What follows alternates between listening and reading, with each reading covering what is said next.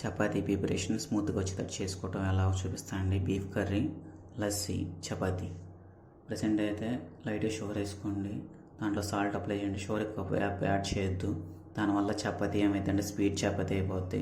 Check చేసుకోండి. Light water పోసి కలిపి పక్కన పెట్టేసుకోండి. దీన్ని తర్వాత మనకు కావాల్సినంత క్వాంటిటీలో పిండి తెచ్చుకొని కలుపుకోండి.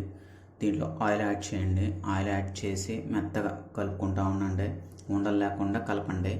తర్వాత పక్క తీసి పెట్టుకొని వాటర్ యాడ్ చేయండి. దాని లోపల ఎంత కావాలో అంత వాటర్, అలా అని చెప్పి జోరుగా చేయొద్దు, మెత్తగా అయిపోయింది. తర్వాత ఇలా కలుపుకున్న తర్వాత పొడలుగా వస్తుంది.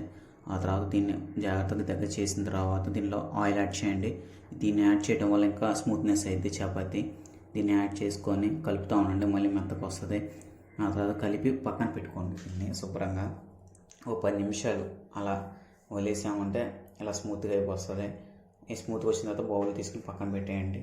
తర్వాత 10 నిమిషాలు ఆగిన తర్వాత చక్కగా మళ్ళీ దాన్ని తీసి చెక్ చేసుకొని మెత్తగా ఉందో లేదో, మళ్ళీ మెత్తగా లేకపోతే కొద్దిగా వాటర్ యాడ్ చేసుకోండి. తర్వాత మనకు కావాల్సినట్టు పక్క పెట్టేసి ఉండలు చేసుకొని చపాతీ ప్రిపరేషన్ చేసుకోవటమే ఇదే. ఇప్పుడు మనకి ఇలా చెక్ చేసుకున్నాం, మెత్తగా ఉందో లేదో, ఇలా ఉండలు చేసుకోండి. తర్వాత రౌండ్గా షేప్లో నొక్కుతూ ప్రెస్ చేస్తూ చేసుకోండి.